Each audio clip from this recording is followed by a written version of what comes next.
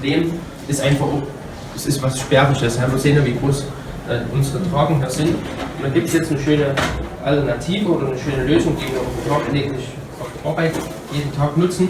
Und zwar ist das Rettungstuch. Das wird dann hier installiert, ganz normal an der Wand. Ne?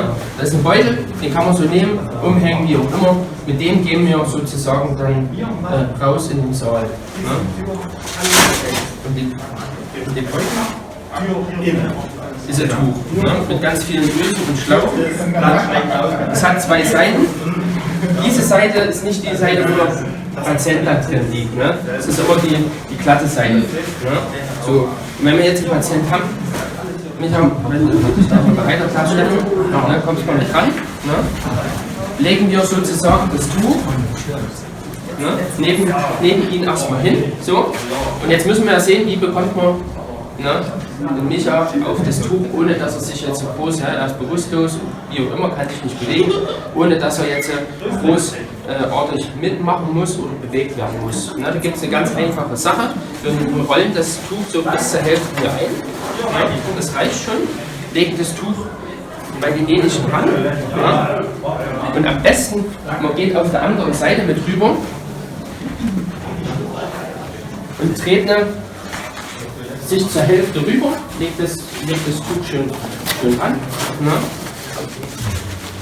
Dreht dann nochmal auf die andere Seite und dann haben wir ganz unkompliziert auf eine Reihe sozusagen auf den Tragetuch gelegt.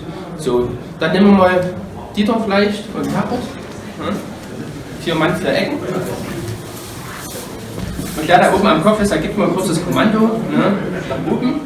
Und damit liegt derjenige wunderbar drin und der kann auch in dem Moment nicht rausfallen, weil das Sack ja wie eine Schutzhülle sozusagen bildet und man kann jemanden auch mal die Treppen runtertragen oder eben um Ecken rumtragen, das ist alles kein Problem. Beim Tragen bitte ich immer mit den Füßen zuerst zu laufen. Nie jemanden mit dem Kopf zuerst tragen, sondern immer in Fahrtrichtung mit den Füßen. Auch Treppen runter zu, ist ganz wichtig. Und dass man auch nie rückwärts so läuft, Treppen runter zu, sondern es wird immer auch vorwärts gelaufen. Dass man einfach nicht stolpert. Das ist einfach eine Schutzmaßnahme. So, legen wir uns wieder ab.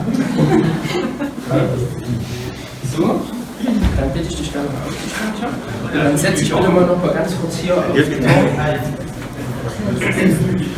Wir haben jetzt jemanden, der ist zum Beispiel schlecht. Und den wollen wir unkompliziert wegfahren, weil er vielleicht was mit dem Herzen hat. Und wenn derjenige was mit dem Herzen hat, soll man die ja sowieso nicht mehr groß bewegen. Dann kann man das auch ganz unkompliziert machen, indem man das Tuch neben jenen auf die Bank legt. Ja. So, entweder, wenn man sowieso noch aufstehen kann man denjenigen bitten, einmal so sich umzusetzen, indem man ihn festhält. Oder, setz dich nochmal kurz hin. Oder wir drehen das genauso rum und drehen denjenigen dann sozusagen so weg. Und so, genau. Drehen ihn wieder hier rum und das machen wir wieder gleichzeitig.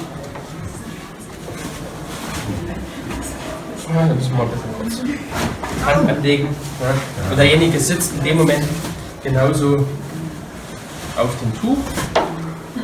Und dann kann man alle Schlaufen wieder anfassen und man könnte sogar zur Not hier durchgreifen, sich die Schlaufe nach oben nehmen, sich so hinnehmen und können wir kurz probieren.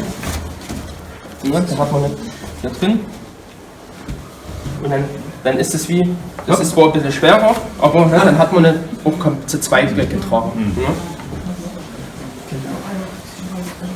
Und es ist nicht unbequem, ne? Nein, ist ja genau. Können sich dran gewöhnen. Und da haben wir eine gute Alternative, ohne dass wir wirklich mit der großen, schweren Trage rumherhantieren müssen. Und das kann man überall mit hinnehmen. Das ist wirklich eine tolle Sache, wo wir sagen, das ist